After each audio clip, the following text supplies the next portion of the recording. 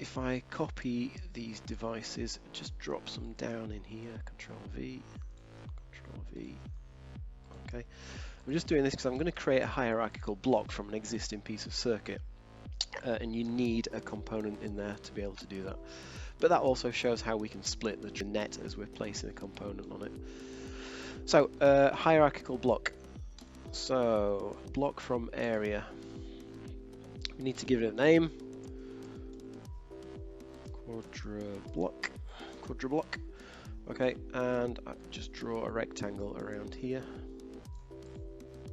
And there, it's created the block for us. Now, you can right click and edit that symbol to make the symbol smaller. That's the whole idea. In fact, let's just do it whilst we're here. So if I make this symbol smaller, okay,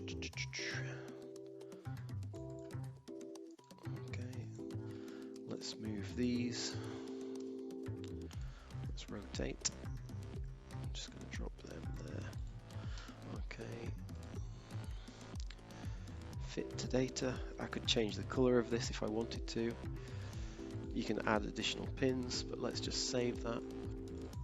Updated that symbol in my schematic. But the contents of the symbol. So I can access it from the right click. I can drop down a level to the lower level in the hierarchy. There we can see the circuit. Let me close that. We can also see it in our design tree. So I'm on sheet 1, and there's the block. Okay, so a couple of different ways to access that.